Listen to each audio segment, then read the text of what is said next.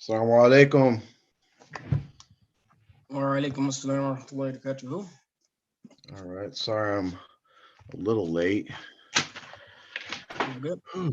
Okay. I think we're all set. We got some people in the room. I think the live's going. Let me see. All right, we got a few people watching. All right.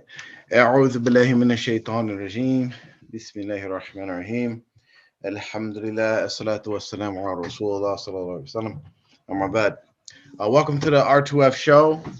I know we keep giving y'all conflicting information, but we're going to try to do a show every week, inshallah. We're going to shorten up the shows and make them more focused. And for our interviews, we may do longer shows, inshallah. But this week, we're going to do a shorter show, maybe about 30, 45 minutes at the max.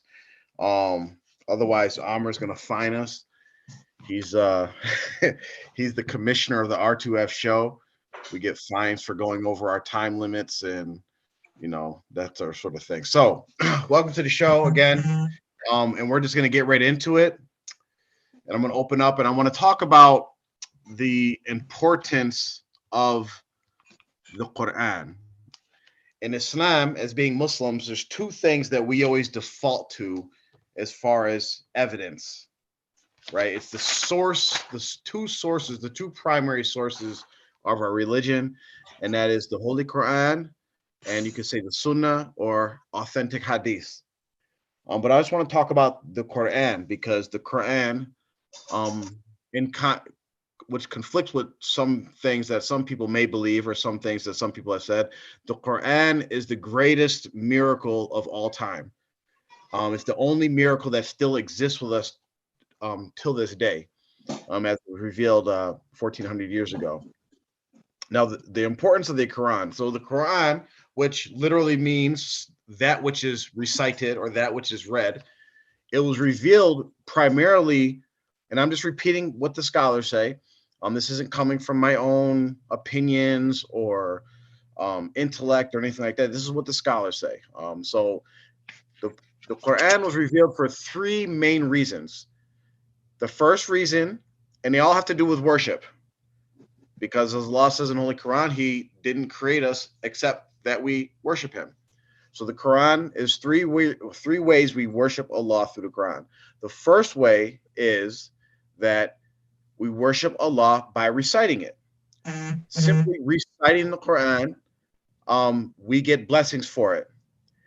And, just like the Hadith says, we get a blessing for each letter of the Quran that we recite.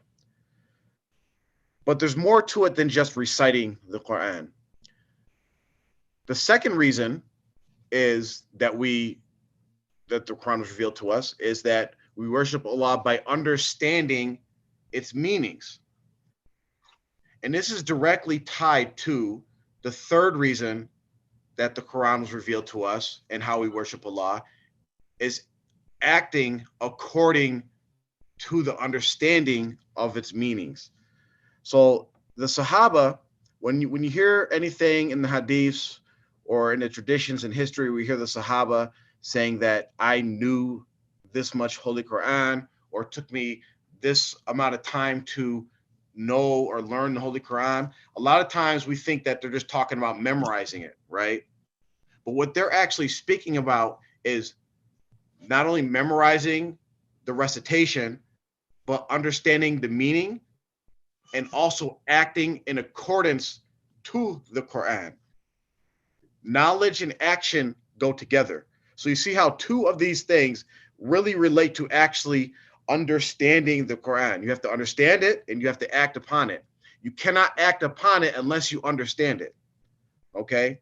So when you get into studying the Quran and looking into tafsirs, there's pretty much two types of ways that the Quran is explained to us.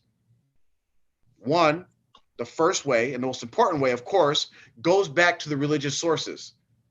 That means you go back to the Quran, because the Quran explains itself, and you go back to the authentic hadiths. That's one way. The other type comes from our intellect, our common sense, our general knowledge. However, our intellect is held hostage by the Quran and the hadith, or the religious sources. Our intellect cannot go above and beyond what the Quran and hadith says, and it can't contradict what the Quran and hadith say. So there's no secrets, there's no secret knowledge, there's no hidden knowledge, there's nobody that was blessed with something that was not revealed during the time Rasulullah and have a different understanding than what Rasulullah had or what the Sahabas had. There is none of that. Okay, and I'll end it off with this. And this is what the scholars say about the Quran. So the first three are ways to tell if someone's being guided, if you're on the right track. So they say whoever speaks with the Quran, they are telling the truth. Why? Because the Quran is from Allah and it's nothing but the truth. Whoever calls to the Quran has been guided. So if someone's calling you to follow the Quran, then you're on the right track. If someone's saying don't follow those people that are calling you to the Quran, those are not the people to listen to. And they say whoever rules by the Quran, they are just.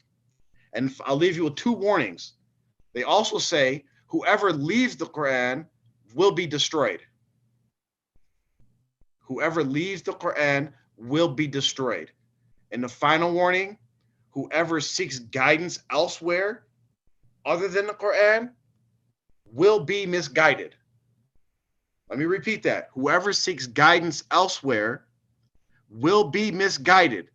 If you seek guidance from books written by alleged Sufi scholars thousands a year, 1,000 years after the Quran was revealed, if you seek guidance from your sheikh, if you seek guidance from your murshid that are not following the Quran and the Sunnah, that tell you that they have this secret knowledge, you know, like Sheikh Khidr or somebody like that, or you're following something that was revealed in a dream, and it's not in accordance to the Quran, you are being misguided.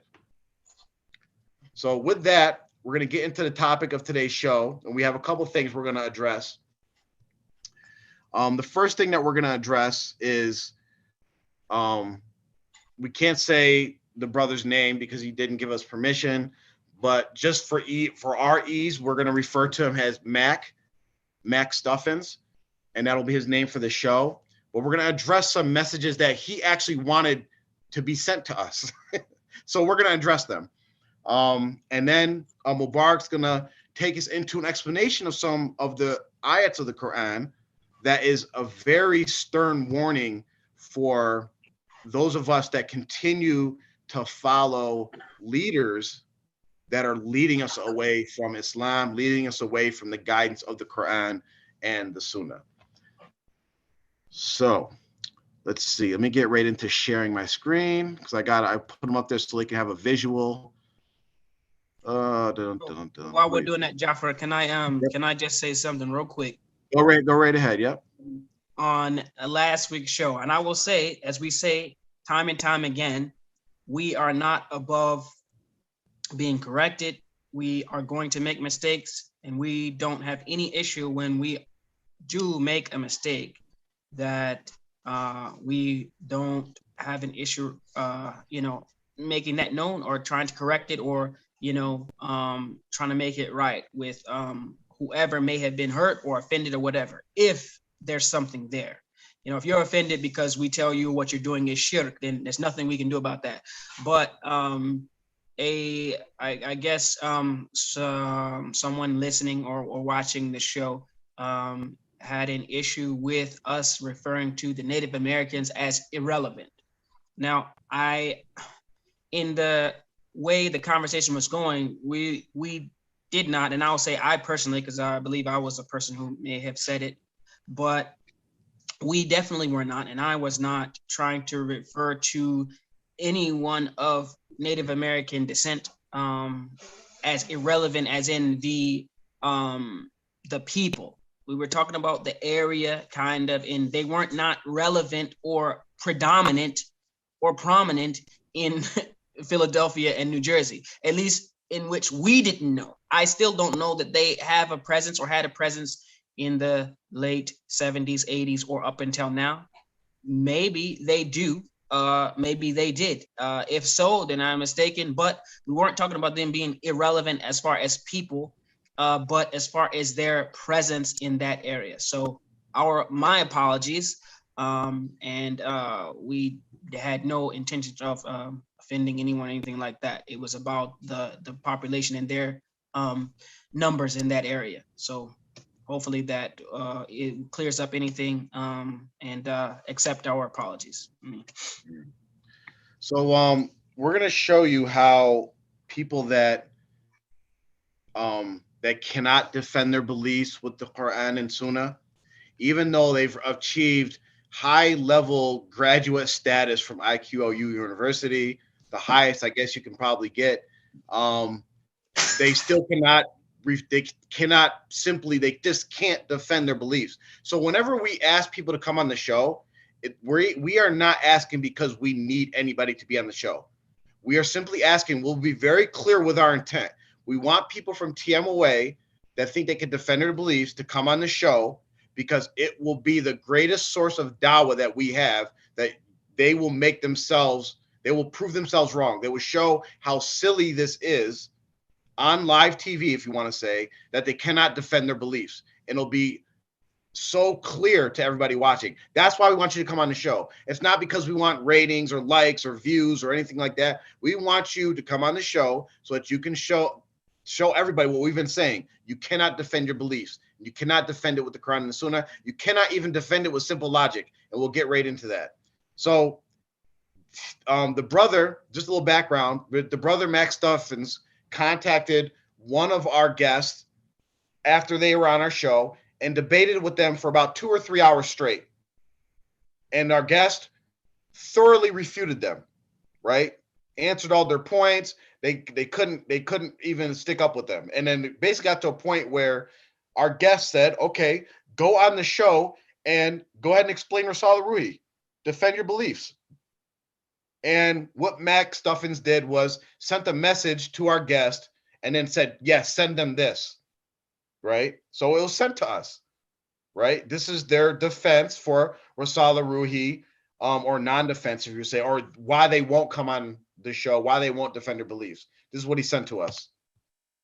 So this is regards to Risala Ruhi, and this is what the stuff in quote is what this brother said to us, paraphrasing, of course. He said, when Shah Sahib passed out Risala Ruhi, it was in the Futuhat Muhammadiyah, and he said it was for the would-be Sufia, right? So we're going to try to break this down, like kind of like quote for quote real quickly, because we don't have a lot of time.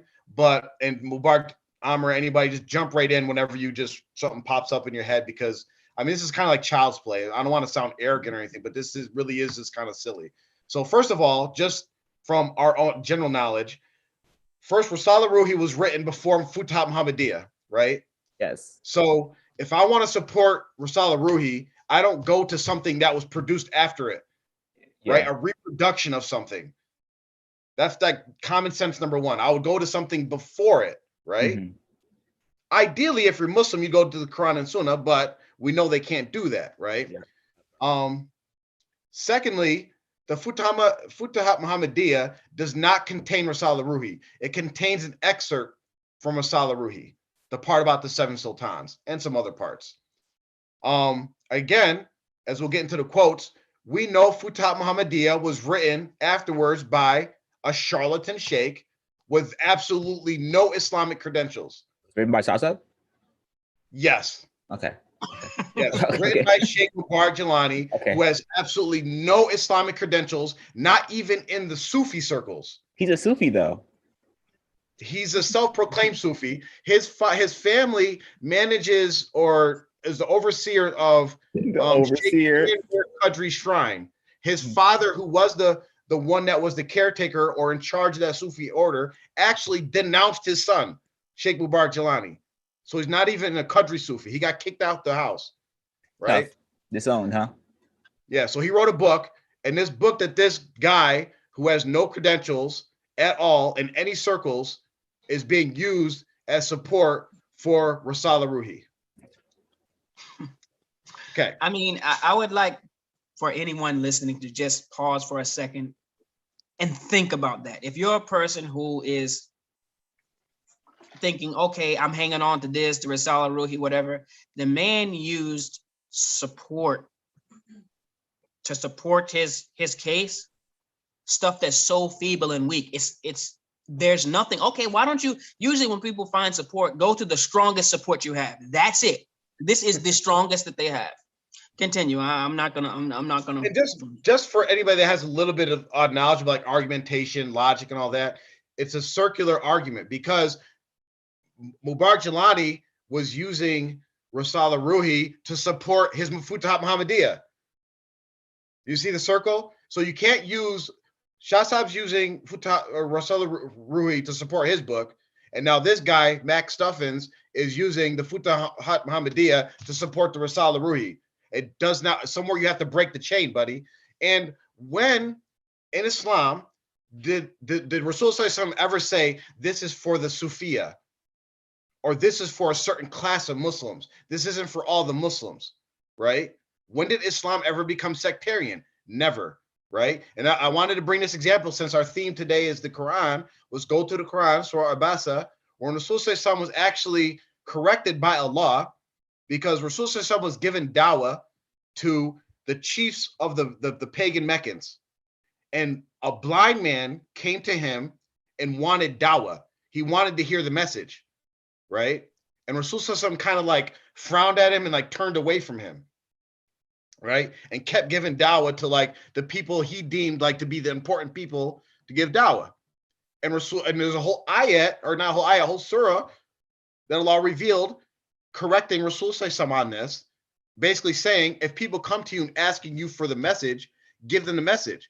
We're asking you, Max Stuffins, come on here, give you a platform, give your message, right? And if you don't think you can guide us, at least you'll guide the hundreds of people in the TMOA that are actually watching the show. You'll protect them from our misguidance, right? At least you would do that, but of course not. It's too advanced for them, obviously, because he's so above everyone. Yeah, that's how the would-be Sufia. And it's not even for the Sufis, it's for the would-be ones.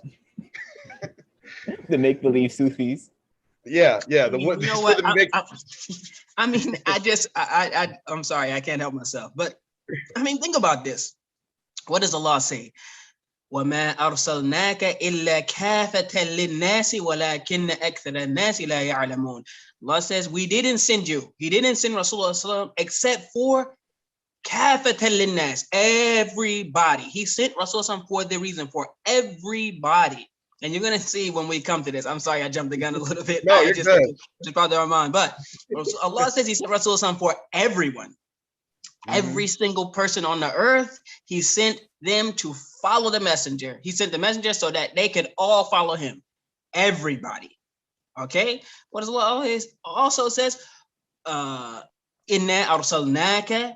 Inna arsalnaka. I can't remember the ayah right now, the Arabic, but he sent him for as a light and as a warner and for everybody. There's so many ayahs that he sent for that makes it very clear. He sent Rasulullah for everybody should follow him. So if already the proof for whatever this is not found in the Sunnah and it's not found in the Quran, and you're following that, but not what Rasulullah is following. So clearly there's something off. There definitely is a difference. So if this is something that some people should follow, but Rasulullah said to follow, Allah said to follow Rasulullah, and he sent for everyone. I think there's a big contradiction in someone who says they're Muslim and following Islam, and they have this within their within their repertoire. But you know what? Let me stop because I Yeah, just I'm gonna have to apologize to Amma right now because the more I'm reading this, the more I'm getting irked, and we're definitely not gonna make it. I already know it's about to, I told you, like, the show, like, so just a little bit of backstory for everyone, right, who's not in the R2F group chat, right? So, like, anytime when Jafar and Mubarak are like, all right, cool, I want the show to be an hour, I'm guaranteed at least an hour and a half, right? So, like, when they said half an hour, I'm like, cool, we're gonna be at least an hour and a half, because that's just how it works. So, I mean, like, the show is supposed to be around an hour anyway. So, like, if we set for half an hour, then we'll get to the hour just naturally. Yeah, you're right. Hold up, how long have this was supposed to be a 30-minute show? How much time we got? 8 minutes. 8 minutes left. Hurry up, wrap it up. Come on, got a chance. Plus. We still got a chance. Let's go. No, you don't. Well, see, the thing is, just real quick, it's just when you have these people that are supposed to be like scholars in these cults, right? And this is what they bring to us. It's like insulting to Islam. Like, this is what your religion is based on. This is what you base your religion on. Like, it's what is the ayat? You know, it's like the spider web. Like, it's nothing. This is nothing. It's so weak. It's like I mean, it's got like Dr. Seuss. Anyway, come on. Yeah, pretty much. Yo, Dr. Pretty much. Seuss. Red fish, blue fish.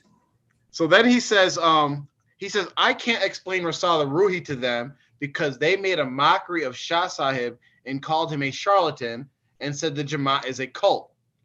So right here, there's a problem right here. If you pay attention to words, right? I've gotten pretty good at paying attention to people's words. What he's saying is, I can't do something because of them. You will never hear me say, I can't explain why Rasala Ruhi is shirk because they made a mockery of me, because they picked on me, because they called me names, because they said Jafar's XYZ. I will always be able to explain why it's shirk. I have no problem with doing that, right? We should not be able to, anything we do should not be able to prevent you from explaining your beliefs, right? Then, when did we called Shah a charlatan? We called TMOA, the Jamaat, a cult. Is this anything worse than what the pagan Meccans called Rasulullah? They called him a magician. They called him a liar. They called him all types of things, right? They even tried to kill him. All the different things that happened to Rasulullah. Did he ever say, like, yeah, I'm not giving dawah to them because, you know, they're insulting me, they're slandering me, they're trying to kill me, they're hurting me, they're hurting my companions, they boycotted me? No, he kept giving dawah. So if you really believe in this stuff, if you really believe you can defend it, this just shows that you know you can't defend it, right? Because you can't, from your own perspective, you can't give dawah. You can't. And then he said, it would be stupidity for me to go on there and try to tell them about Sultan Bahu. Finally, we agree. I actually agree 100% with this statement. I agree as well. 100%. I cannot argue. You finally said something that is absolutely true. And again, we covered our intent, why we want people like you or anybody else that feels that they're knowledgeable and can, you know, like the one brother, Hassan Ali, who's been to Egypt, quote unquote, the Azhari and all that. I can easily debunk everything they say with the basic Quran and Sunnah. And then when he said, okay, go ahead, then crickets. Then he said, Sultan Bahu is Ahl Bayt, so that hadith is enough for them. So finally, we got a hadith, right? Oh my gosh, he's gonna use a hadith. We're getting closer, y'all. But first, let's talk about Sultan Bahu. And this is just like, even in, like, you don't even know your own beliefs. You don't even know your own religion.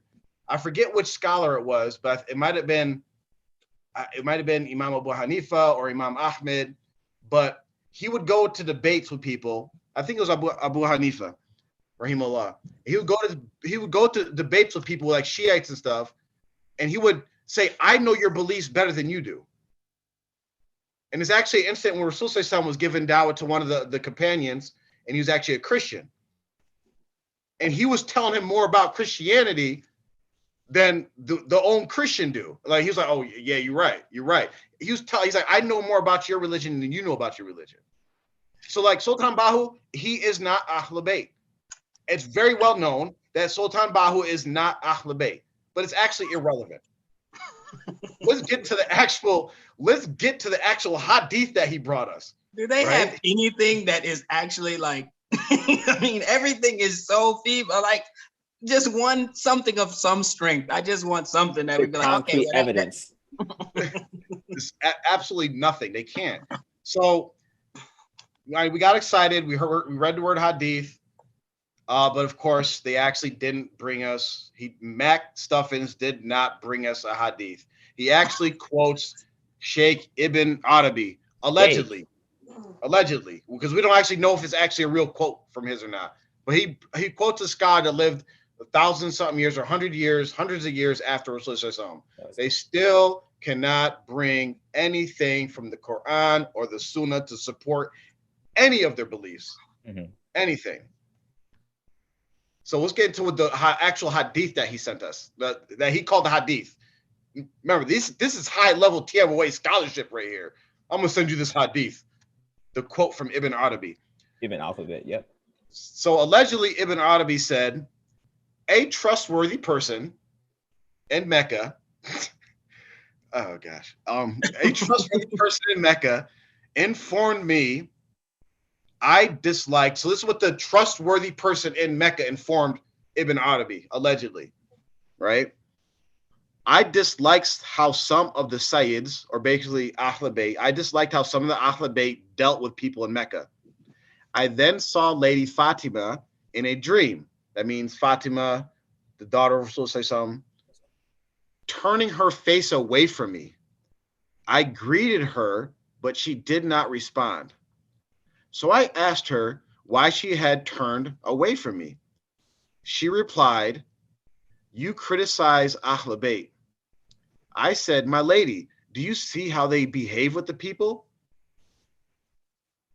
Are they? And then she said, are they not from my children? She asked. And then he said to her, I repent to Allah. She then faced him and then he woke up. Yeah, nah, Chief. Like for Mick Stuffins, right? Like if you read this prior to sending it, you would know this is like completely fabricated. That doesn't even sound like it's like I'm not the super like knowledgeable Islamic guy. Like I don't pretend to be. I'm still learning. But like when I read this, I was like, please tell me this is fake, because there's simply no way that sounds so make believe. Like that is pure Sufi stuff. That's not real. Yeah, just and Mubarak mentioned in the chat, whenever something starts off with a trustworthy person said, who are they? Like, give me, because like the thing with hadith is that like you have to trace the lineage back to someone. So like it just says, oh well, I mean, a trustworthy. No, who are they? Is it him? Like what? Where's the lineage at? So here we go, right? So Sheikh Ibn Arabi is a very controversial figure in the history of Islam, right? Mm-hmm. So we're not going to get into breaking down Sheikh Ibn Arabi because it's not really worth it. But if you believe that Sheikh Ibn Arabi is a trustworthy, bona fide scholar, right? And you know anything about scholars in Islam, scholars do not speak like this, right? So when they narrate things pretty similar to how like hadiths are narrated. They would say so-and-so told me, right? They would not just say vaguely, a trustworthy person told me about his dream, right? Complete chain of derivation you have to have. Yeah. I mean, we can help them translate. A trustworthy person told me, that's translated to I'm making this up. Okay. Yes. In a dream means I made it up. Yeah. Lonnie over here. Crazy. So, and just so anybody knows, it's classic, basic Islam and dreams, right? Dreams are meant for that individual. So even if you wanted to say that this was true, this dream only applies to the person that actually had the dream. It has no meaning for anybody else. You could take it or leave it. It's up to you. So then the next thing is in between the quotes is actually something that is not attributed to Ibn Arabi. And you have to pay attention when these people send you things like that, because what they will do is they will send quotes and stuff that is from somebody that you may respect or may look up to. Then they'll put their own stuff in the middle of these quotes to give you their own context of what these things supposedly mean. If that quote actually did come from Ibn Arabi, we would have to actually go back to the source that Ibn Arabi wrote it and see what context he was using that statement in to actually figure out the meaning is. I'm not going to come take your words afterwards. But in the middle, he tries to say what it means and says, be careful about disrespecting Ahl Bayt because they are means to the Prophet's secrets, just as the companions are the means to understanding his commands. Prophet's secrets, what does that mean? That's like the big one that jumps out, right? The Prophet's secrets. I just want to say the quote, and I'm going to say every single time someone talks about this secret knowledge bull crap, right? So, and it comes from Ahl Bayt, and it comes from Ahl Bayt that's actually also a companion, and it comes from the beginning of all Ahl Bayt, or anybody that's saying I'm related to Rasulullah. It comes from Khalifa Ali radiallahu anhu. There were people taught. There was a tabi'in talking about secret knowledge, and Khalifa Ali heard them talking about this, and he said, "What is this I hear about secret knowledge?" And he said, "If anybody says that there's secret knowledge related to Islam, bring him to me so I could chop his neck." So that's the end of all this. The Prophet's secrets. He didn't keep. There was secrets, right? Because I think it was it Hudayfa? Mubarak? I forget which companion it was. He was known as a keeper of secrets. Yeah, he knew a few. Hudayfa ibn Yaman. I believe he knew a few things like it was like political stuff. Yeah, right. Yeah. Had nothing to do with Islam. Had nothing to do with Sufiya or higher state of being a Muslim or anything like that. Had nothing to do with that, right? And if it was a secret, I mean, if you're saying Rasulullah can't keep secrets, because how do you know about them? You know, right? Yeah. And then just to show the contradiction in the above quote or dream, all the person said is that they criticized them. They didn't say they disrespected them. So you went from criticizing Ahl Bayt to like, oh, don't disrespect them, right? So like right now you're already like you're going away from the wheelhouse. You're stepping away from the tree. You're adding your own spin on it. Right. Basically saying that if you criticize, it's disrespecting. So basically you can't even say, hey, this is a mistake here or anything. Pretty much this is trying to get you to pretty much just take anything, any sort of whether it be a crime, whether it be shirk, whether it be oppression, whatever the case may be. Don't criticize, just take it. So what about when Rasulullah has already criticized Ahl Bayt? Because we have a hadith, authentic hadith, where Rasulullah talks about the end times, where he says, there will be a person from my household. There will be a member of Ahl Bayt, but he will not actually be from Ahl Bayt because he does not follow the Quran and the Sunnah, and he will lead people astray. He's criticizing people from his lineage that are Ahl Bayt, and because they do not follow the Quran and Sunnah, he says, actually, they're not my Ahl Bayt because they do not follow the Quran and Sunnah. Simple. Yeah. Can we criticize Barack Obama? He killed hundreds of thousands of Muslims with drone strikes. He's Ahl Bayt. Is he? He ain't Muslim. He's Christian. Yeah, Queen Elizabeth too, so. All right, so then it comes back to the quote, and he says, supposedly Ibn Arabi says, if you attribute something bad to them, then by Allah, that is only due to a deficiency in your faith, and Allah's plan will engulf you from where you cannot perceive. If Allah revealed to you their ranks in the hereafter, you would most certainly desire to be a servant of their servants. I don't even know if I want to even get into this.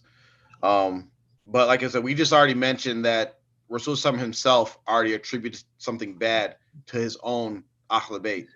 So, I mean, that's kind of the end of that whole, and we're already engulfed in Allah's plan. I mean, yeah, we can't really escape Allah's plan no matter what we do. And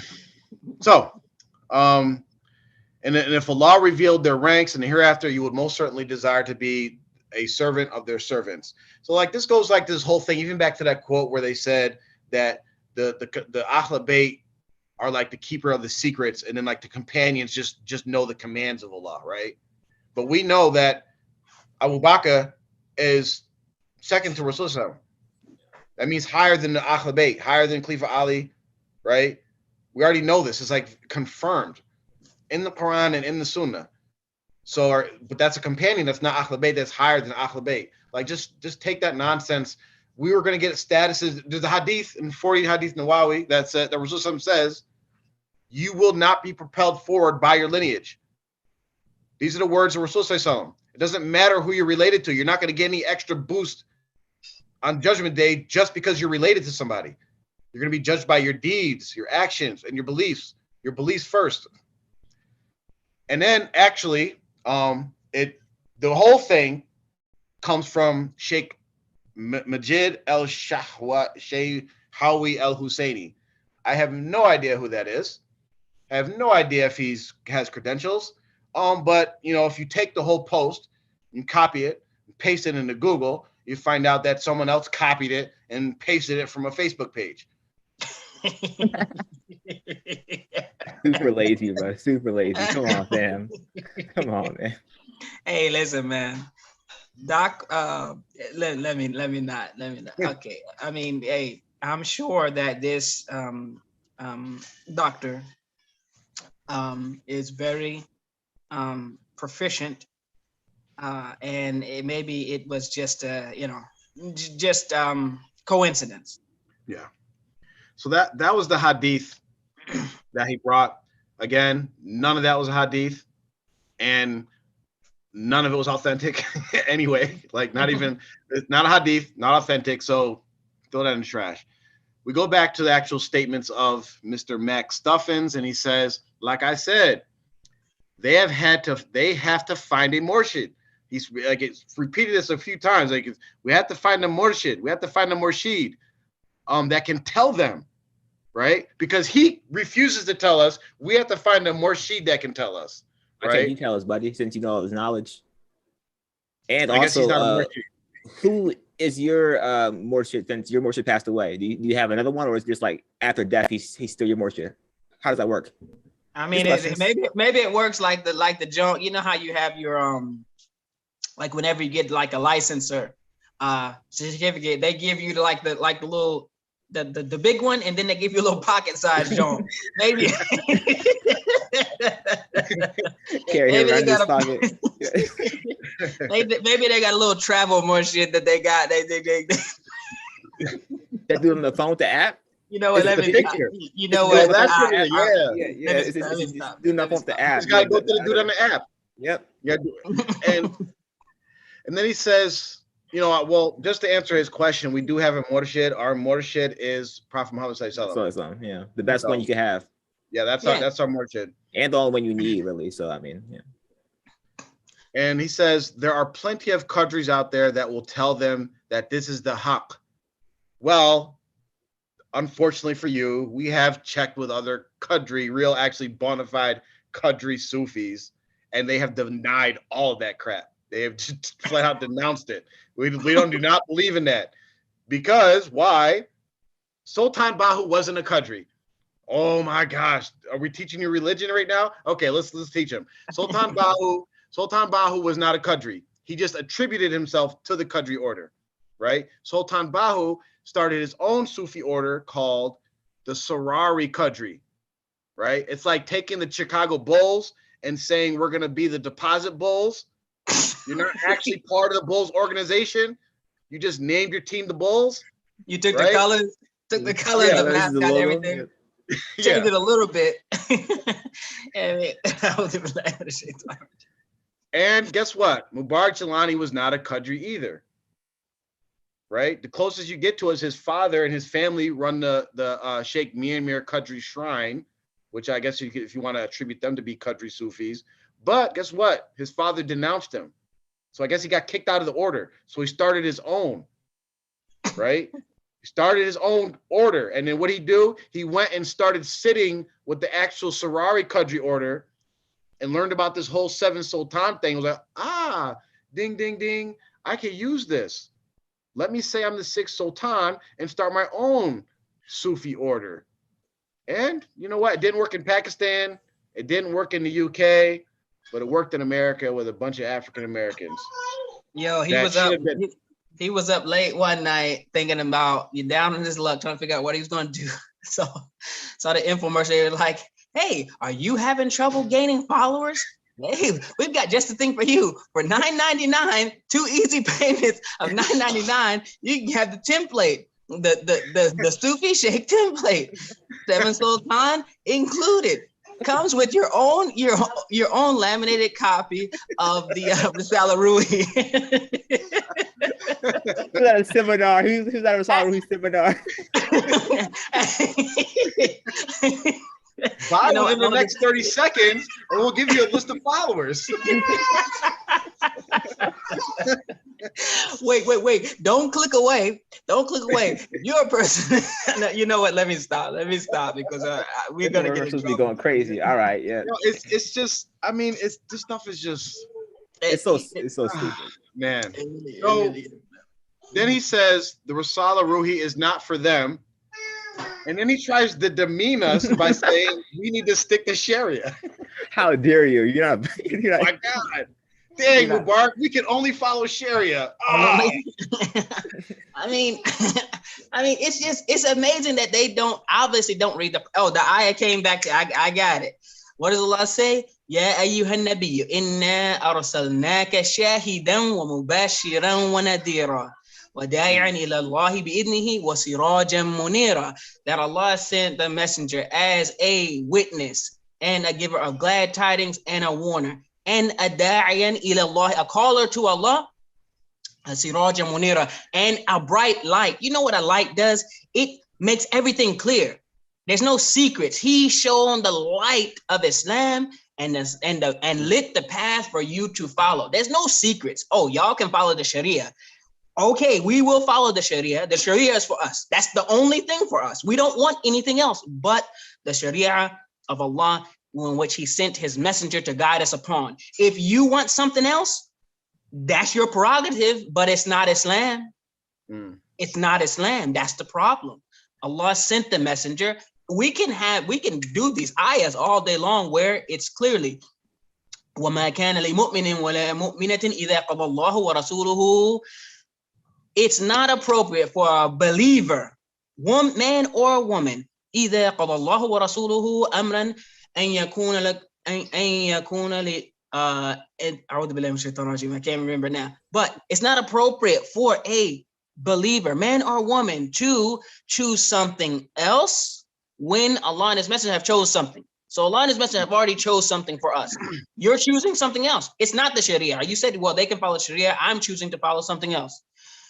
If you are a believer, man or woman, فَقَدْ ضَلَّ ضَلَالًا مُبِينًا, then you have strayed clearly. It's clear straying from the path. Allah says this straight away. If you read Quran and you have some intellect to understand, or if you don't have someone explain it to you, all these tafsirs and discourses or whatever, they never went over some of these things that are very clear. I guess not. But if you say we just follow Sharia, that's like an insult. It's like you're just like, I mean, wow, you're just a smart person. Oh, wow, you always do the right thing. It's like, what are we, back in high school or something? You know, when they're like, oh, wow, look at this goody two-shoes. He always does his homework. Yeah, man. Oh, look at these guys just following the Sharia. It's just Sharia. We're doing this. Okay. Like Noor Jelani, he was telling Jaffer, you always love quoting those Quran and hadiths. Like, I remember that. And he's like, you really don't know how to respond to some of this stuff. And it's like, wait, are you agreeing with me now? Or like, what are you trying to do right now? I don't get it. It's like, but you know what the crazy thing is like, if you just, because I'm not no Sufi expert or anything, but I know basic Sufi ideology, right? All you do is read some of their books. So it's a well-known philosophy and statement that all the like quote unquote Sufi sheikhs say, that you cannot have tariqa without Sharia. There's even quotes like Tariqa and Sharia are like two wings of a bird, right? Or Sharia and Tasawwuf, those types of quotes. You got to have both. You can't have one without the other, right? So even in Qadri Sufi, like he made reference to, you got to find a Qadri, it's Murshid and all that. In Qadri Sufi order, you have to study and practice Sharia for at least 10 years before you even start getting on the Tasawwuf stuff. 10 years. 10 years of studying Sharia. Why? Because Sheikh Abdul Qadir Jilani has a quote where he says, and I don't have the exact words, where he says, I forget exactly the words, but he talks about the types of Muslims that if you just follow Sharia without Tasawwuf, then basically, like, I forget the words, but you'll end up with like a non-spiritual type Islam, right? Like it was some kind of warning, like you gotta get like the spiritual essence of Islam as well with your Islam, not just follow the rules, right? But then he says the warning about following Tasawwuf without Sharia. He says it leads to what's the word he used? Oh gosh. Basically, he said it leads to blasphemy. It leads to apostating. And it was like a whole section. He basically, like, if you're going to do anything, at least follow the Sharia. That's what he's saying. And you're this supposed Qadri doctor level scholar, and you're saying, oh, they just got to follow Sharia. And you can't even come defend your beliefs with Sharia. Get out of here, man. Man, like, oh gosh. Anyway, so Max Stuffin says, he doesn't want to displease Allah. Oh no, I'm not going to do something like that. He doesn't want to displease Allah by coming and giving us dawah. I could argue on the phone for 3 hours to one of our guests. 3 hours, yeah. He can call our guest up, harass him for 3 hours, lose horribly at that. But he can't come on. You know what? Because we know he's watching. You can come on our show, present your beliefs. We won't even argue with you. We will not even debate you. We will limit ourselves just to asking you questions. We will just ask questions. That way you're not put in a tight spot, having to respond to our points, having to respond to ayats of the Quran or hadiths. We won't do that. We'll just ask you questions. And then we'll do another show and then address the silliness that you say on our show. We'll do it that way, right? But just so you know, and everybody watching the show knows, giving dawah never displeases Allah. It never displeases Allah.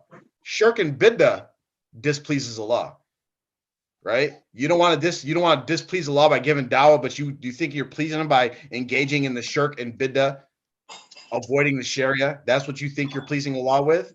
Come on. And then he says, so let them know this. So now he's reaching out to us, and a lot of people do this. It's really silly. If you want to engage with us, just call us up, send us a message, come on the show. We will talk to you. You don't have to send messages through third parties. You don't have to do all that. If you want to engage with us, right? So we asked him, we said, come on the show. Of course, he refused. And we said, okay, you know what? Can we post your messages and your audio on our show and cover it? He responded real quick. No, don't do that. Then why do you want to send us the messages? What was the point of that? Don't do that and do not use my name.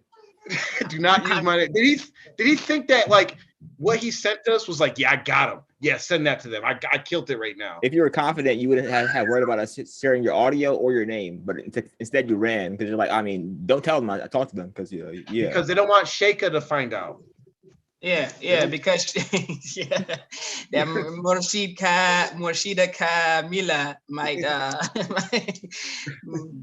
lay the smackdown on them. But I mean, it's like seriously, y'all dudes. Let me stop, man. Let me stop. Well, I mean that's it for Mac Stuffins. I mean, this is the type of stuff that these people. This is like their ultimate defense. Is basically a non-defense and try to throw stuff in there that supports them or justifies to themselves why they can't respond to any of this stuff. And as we keep saying, and I keep saying, they will never ever be. They never will respond. They never will because they can't. They only can bring quotes copy and pasted from Facebook that are not authentic, that have nothing to do with the Quran and Hadith. They never will be able to. And this ties into the people that are following their leaders into this falsehood. Mubarak's going to cover these ayats and really pay attention to what he says and what Allah is saying in these ayats, because when you think about it, like when you posted these, it makes at least all of us thank Allah for taking us out of that situation. Because when I was reading them, I could imagine, I could just see the scenario, and it's actually scary. Alhamdulillah. So yeah, I mean, I'm just going through the tafsir of some of the surahs that I'm studying, and it wasn't like I wasn't looking for it, but it's like it's amazing that the Quran is, just it addresses every single things that you couldn't possibly think of, the exact dialogues that we have had. So we'll just the ayahs that we're talking about is in Surah Saba, in which there's a dialogue between the people who wound up punished by Allah, and those people, the leaders, and then those people who were followers. And so what does Allah say? Let me find قال الذين استكبروا للذين استضعفوا أنحن صددناكم عن الهدى بعد إذ جاءكم بل كنتم مجرمين. The oppressors, these are the leaders, these are the people who are in the administration, or their upper class, the people who they follow. They said the oppressors will say to them, was it we who prevented you from following right guidance after it had reached you? No, you yourselves were sinners. And the tafsir, Ibn Kathir, goes into detail about this, and he said those who were arrogant will say to those who were deemed weak, i.e. the leaders and masters are those who were arrogant, and those who were weak were those people who followed them. They would say, did we keep you back from guidance after it had come to you? Meaning, we did nothing more to you than call you, and you followed us without any evidence or proof. And this is what they will be saying. This is what they're saying. And you followed us without any evidence or proof. And you went against the evidence and proof which the messenger brought because of your own desires. It was your own choice. So basically, the people who followed, I'm just going to follow my Murshid Kamila and do this, that, and other. Well, my Murshid says this, that, and other. I'm just following him. Can't explain it, can't understand it. When they do try, they fail miserably. And this is the excuse they'll try to bring. Well, hey, we followed you, we listened to you. And the leaders, those people who didn't know anything themselves, well, what they did know is what they were upon was falsehood, and they misled those people.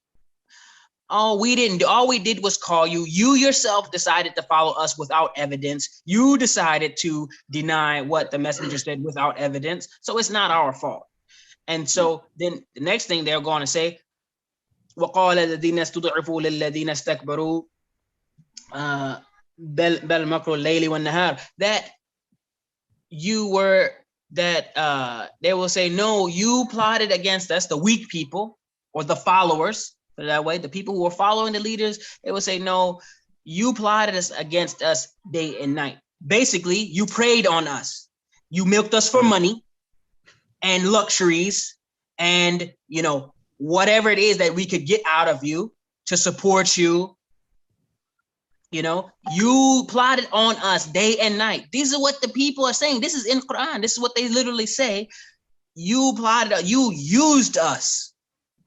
And it said, the tafsir says, you plotted against us day and night, tempting us with promises and false hopes, and telling us that we were truly guided and that we were following something, but all of that was falsehood and manifest lies. This is what the tafsir Ibn Kathir says. Your sheikh had read out of that at one point in time. Y'all never read this? It literally is a story. It literally is the details. It's literally going into the details of exactly what's happening. And the people will say, you plotted us and you used us and you led us astray. So they go on to say, that you it's a lot here, and I don't want to take too long in reading everything that's here, but I will paraphrase the rest of it because it is a little bit here. But basically, in the next part of the dialogue, the people who are weak are going to be angry because not only both parties, the people who were the leaders and the followers, are going to regret what they did, but it will be too late.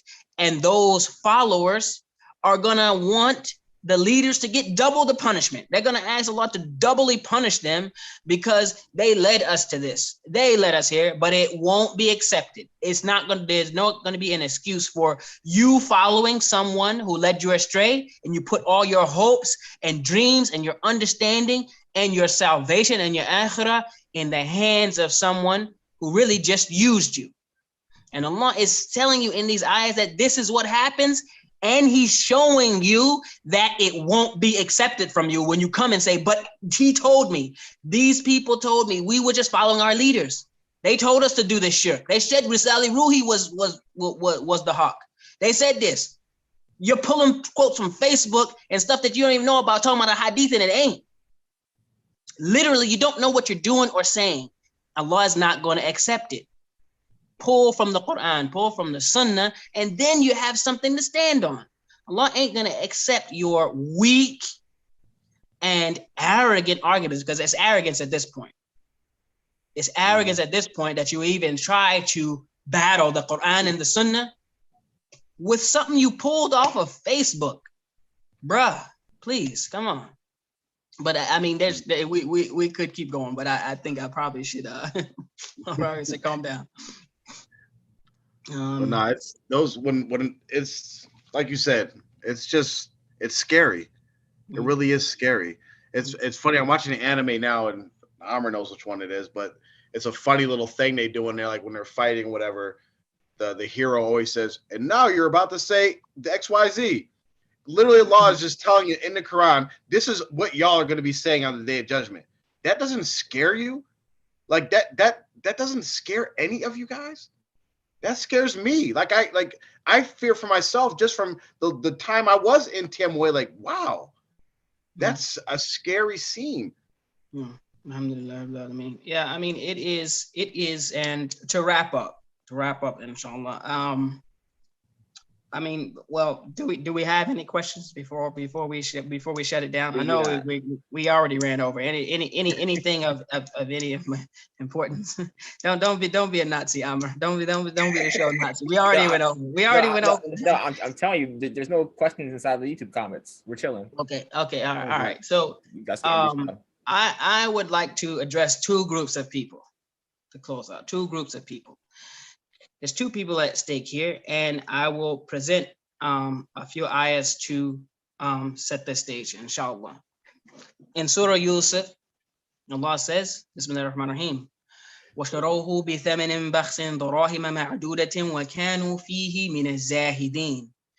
That, speaking of Yusuf alayhi salam, in which his brothers threw him in the well, right? They took him in the well, and Allah says, وَشَرَوْهُ بِثَمَنٍ بَخْسٍ دَرَاهِمَ مَعْدُودَةٍ وَكَانُوا فِيهِ مِنَ الزَّاهِدِينَ. That they sold him, and they sold him for a reduced price. After they threw him in the well, they actually sold him. The people who came by, they were like, oh yeah, well, they actually took some money for him. Basically pennies, nothing of any worth. So they sold him for a few dirhams, and they were concerning him of those content with very little. Basically, they wanted to get rid of him. They accepted basically next to nothing for him, right? So what does this have to do with us? What does it have to do with TMOA? What does it have to do with any of this? It has to do with the fact that the brothers of Yusuf at that time, they saw him as insignificant, that they literally took nothing for him.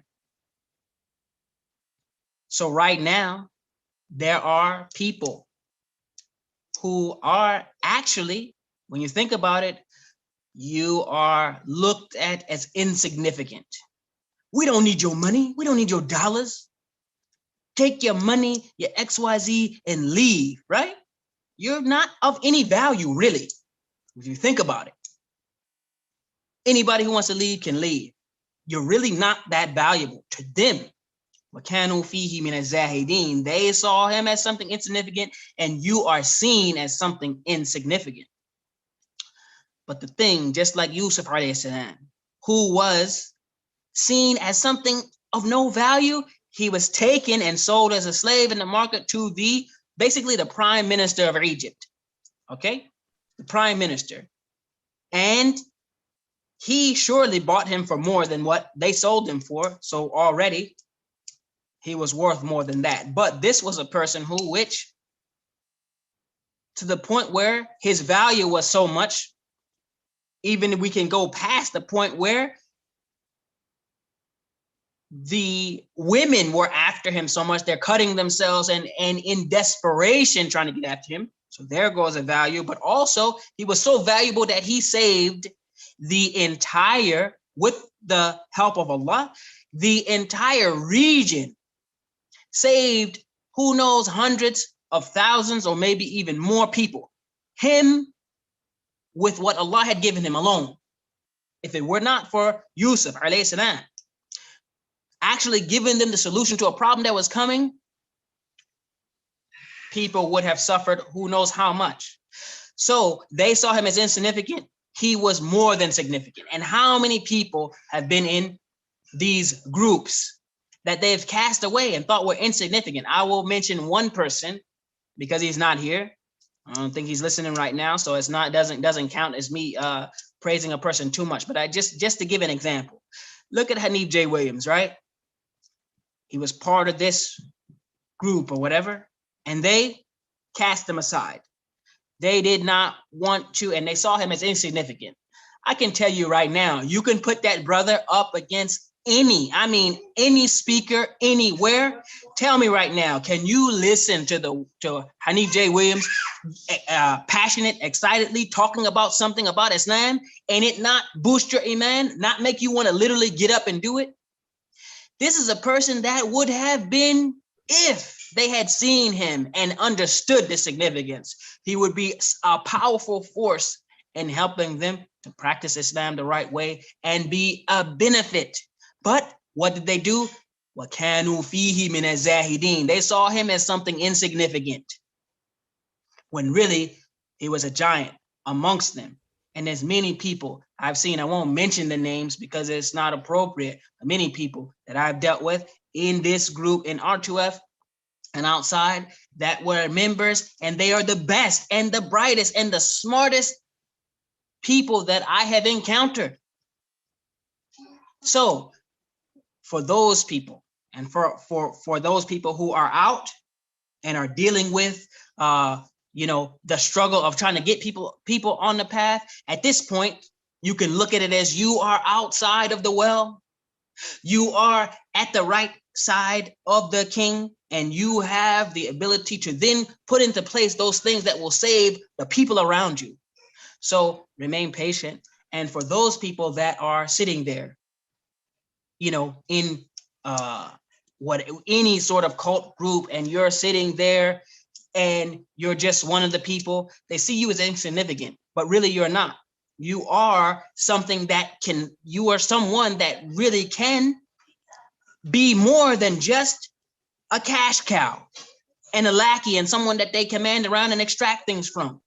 You can do great things for yourself, for your family, for your community. Start operating like that. Stop just being an automaton where you literally just a sheep and following along, but take some initiative and be one of those people. We're already over time, Amr, so I'm going to keep on going.